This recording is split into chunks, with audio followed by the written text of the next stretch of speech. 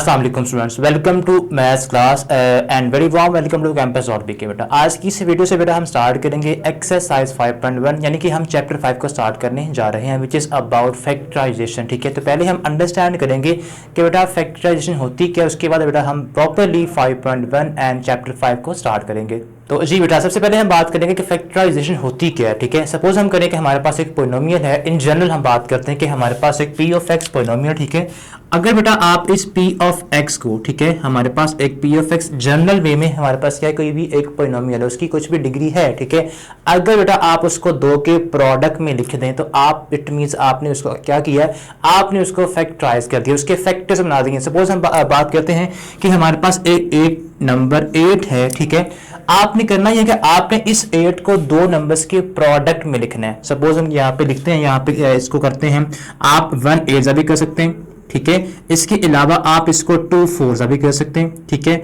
या आप इसको बड़ा ये भी कर सकते हैं 2 मल्टीप्लाई बाय 2 मल्टीप्लाई बाय 2। ठीक है, अब यहाँ पे देखिए हमारे पास ये तीनों तरीके हैं, इसको हमने फैक्टराइज किया। ठीक है, आपने उनको किया गया है, आपने उनको किसी भी एक से ज्यादा जो हमारे पास नंबर्स हैं, ठीक है, उनके प्रोडक्ट में लिख दिया। आपने किया है 8 को बेटा आपने एक से ज्यादा नंबर्स के प्रोडक्ट में लिखा है। इसी कॉन्सेप्ट को बेटा हम बोलते हैं फैक्टराइजेशन, यानी कि ये हमारे पास क्या कहलाते हैं, ये हमारे पास 8 के फैक्टर्स हैं। ठीक है, और यही फैक्टर्स ढूंढना, इसी प्रोसेस को बेटा हम कहते हैं फैक्टराइजेशन। ठीक है, अब देखें हमारे पास इन जनरल, ये तो नंबर्स के केस में था ना, अगर हमारे पास एक पोलिनोमियल हो तो अगर आप पी ऑफ एक्स को बेटा जनरल वे में किसी भी दो पोलिनोमियल्स के प्रोडक्ट में लिख दें, एच ऑफ एक्स, ठीक है, एंड जी ऑफ एक्स। ठीक है, तो ये बेटा हमारे पास क्या है, H of X and G of X दोनों पी ऑफ एक्स के फैक्टर कहलाएंगे। और यही कॉन्सेप्ट के फैक्टर्स को ढूंढना हमारे पास जो तरीका कार इसका, इसको बेटा हम बोलते हैं फैक्टराइजेशन। ठीक है, अब ये हमारे पास दोनों क्या है, इसके ये दोनों इसके फैक्टर्स हैं। ठीक है, तो सपोज हम करते हैं यहाँ पे हमारे पास एक है polynomial x square plus x है बेटा। ठीक है, हमने क्या करना है, आपने देखना ये है कि हमारे पास यहाँ पे टर्म्स कितनी है, टर्म्स यहाँ पे 2 हैं। अब दोनों टर्म्स के अंदर क्या चीज कॉमन आ सकती है, वो बेटा आपने वो चीज कॉमन ले लेनी है।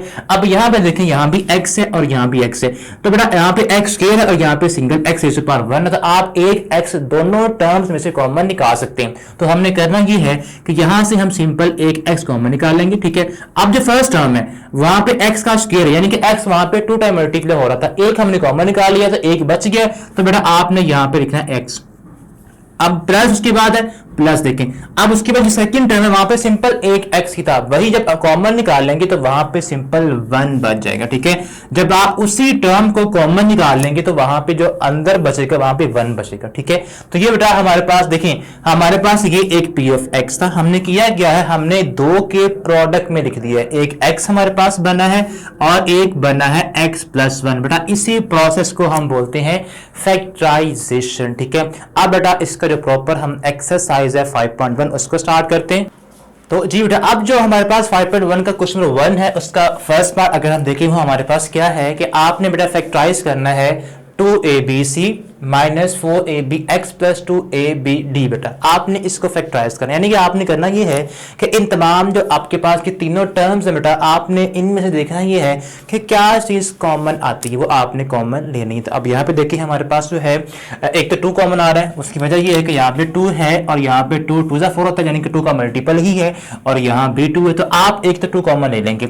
हम सबसे पहले करेंगे क्या कि आपने 2 को कॉमन लेना है। इसके बाद देखें ए भी तमाम टर्म्स के अंदर मौजूद है, तो आपने ए को भी कॉमन ले लेना है। ठीक है, इसके बाद देखें बी यहां भी है, यहां भी है और यहां भी है, तो आप बी को भी कॉमन ले लें। ठीक है, ये हमारे पास बी की भी कॉमन आ जाएगा। अब इसके बाद और कोई भी टर्म ऐसी नहीं है जो आप कॉमन लें, तो अब आपने बेटा ब्रैकेट लगाने यहां पे। ठीक है, अब देखें यहां से आपने 2ab कॉमन निकाल लिया, तो क्या बचा, जस्ट c बच गया, तो आपने c यहां पे लिखना है। ठीक है, फर्स्ट टर्म में। उसके बाद क्या है, माइनस। ठीक है, अब देखिए यहां पे 4 है, अब नंबर में से आपने, इस नंबर में से आपने 2 कॉमन निकाल लिया है, तो 2 को आप देखें किसके साथ करें, मल्टीपल 4 आता है, 2 2 4 होता है, तो आपने यहां पे लिखना है 2, यहां पे 2 आ जाएगा। अब ए भी आप कॉमन निकाल चुके हैं तो जस्ट x बचेगा यहां पे। ठीक है, उसके बाद प्लस 2 आप कॉमन निकाल चुके हैं, तो ए बी भी आपका कॉमन आ चुका है, 10 यहाँ पे डी बचेगा, तो बेटा आपने प्लस डी कर देना है। ये बेटा आपके पास फाइनल इसकी फैक्टराइजेशन है, एक स्टेप का क्वेश्चन है, ठीक है। आपने किया क्या है, 2ab कॉमन निकाला है, अब उसके बाद इन टर्म्स में जो बच जाएगा वो बेटा आपने ब्रैकेट में लिख देना है, ठीक है। अगर आप इन दोनों को मल्टीप्लाई करेंगे तो वापस आपके पास वही बनेगा। तो ये बेटा है हमारे पास फैक्टराइजेशन, ठीक है, इसका फर्स्ट पार्ट। इसके बाद हम नेक्स्ट पार्ट करते हैं। तो जी बेटा अब इसका सेकंड पार्ट हमारे पास है, वहां पे जो टर्म्स इन्वॉल्व है वो है 9xy minus 12x² y plus 18y square. बेटा अब आपने पहले तो देखना ये है कि जो आपके पास नंबर्स हैं, जो कोफिशिएंट्स हैं, ठीक है, उनमें क्या चीज मैक्सिमम कॉमन आ सकती है। आपने बेटा सबसे बड़ा टेबल यूज करना है कि आपने यानी कि नंबर ऐसा चूज करना है कि एक ही बार में आप इन नंबर्स में से जो कॉमन आ सकता है वो निकाल लें, ठीक है। बार बार अगर आप स्मॉलर नंबर चूज करेंगे तो फिर बेटा आपको कुछ ना कुछ कॉमन निकालना पड़ेगा, ठीक है। तो आपने ट्राई करना है कि जो सबसे बड़ा नंबर है वो आप कॉमन निकालेंगे, जो बड़ा फैक्टर इनका है वो आप कॉमन निकालेंगे, ठीक है। अब देखें यहाँ पे 9 है, यहाँ पे 12 और यहाँ पे 18, तो ऐसा कौन सा बड़ा टेबल है जो इन तमाम नंबर्स को डिवाइड करता है, ठीक है। तो मेरे ख्याल में ऐसा एक नंबर जो है वो 3 है मैक्सिमम, ठीक है, 3 ही है, तो आप 3 को बेटा यहाँ से इनमें से कॉमन निकालेंगे, ठीक है। अब इसके बाद आपने अब वेरिएबल्स को भी देखना है। अब इन तमाम वेरिएबल्स के अंदर आप तमाम टर्म्स के अंदर आपकी देखें कौन सी ऐसा वेरिएबल है जो कॉमन आ सकता है, ठीक है। यहाँ भी y है बेटा, यहाँ भी y है और यहाँ भी y इन्वॉल्व है, ठीक है। तो आप y कॉमन ले लेंगे। अब क्या बचा यहाँ पे, ठीक है, x कॉमन नहीं आता तीनों टर्म में से, बिकॉज यहाँ पे x नहीं है, ठीक है। अब देखिए यहाँ पे क्या बचा, 3 3 9 होता है, तो हम यहाँ पे लिखेंगे 3, ठीक है। y कॉमन निकाल चुके तो बड़ा एक x बच जाएगा, ठीक है। इसके बाद माइनस 3 4 12 होते तो आप यहाँ पे लगाएंगे 4। अब यहाँ पे आप y कॉमन निकाल चुके हैं तो क्या बचेगा, x² बच जाएगा, ठीक है। अब यहाँ भी प्लस 3 के टेबल में 18 का बेटा आता है, 3 6 18, तो आपने यहाँ पे लिखना है 6 और एक y बेटा आप कॉमन निकाल चुके हैं, यहाँ पे y स्क्वायर, तो एक y यहाँ पे बच जाएगा, ठीक है। ये है बेटा इसकी प्रॉपर फैक्टराइजेशन, ठीक है। अब ये था सेकंड पार्ट, बेटा थर्ड पार्ट देखते हैं। जी बेटा अब देखिए जो थर्ड पार्ट हमें गिवन है उसमें जो टर्म्स इन्वॉल्व है -3x² y minus 3x plus 3x y square. बेटा अब देखें यहाँ पे नंबर्स में से क्या कॉमन आता है बेटा, 3 3 3 3 is 9, ठीक है। तो 3 आप कॉमन लेंगे। अब यहाँ बेटा माइनस भी है तो आप चाहें तो माइनस भी कॉमन ले सकते हैं, ठीक है। -3 बेटा हम कॉमन ले रहे हैं। अब इसके अलावा यहाँ भी x इन्वॉल्व है, यहाँ भी इन्वॉल्व है और यहाँ भी इन्वॉल्व, y यहाँ दोनों टर्म में तो है बट यहाँ पे नहीं है, तो आप कॉमन नहीं निकाल सकते, ठीक है।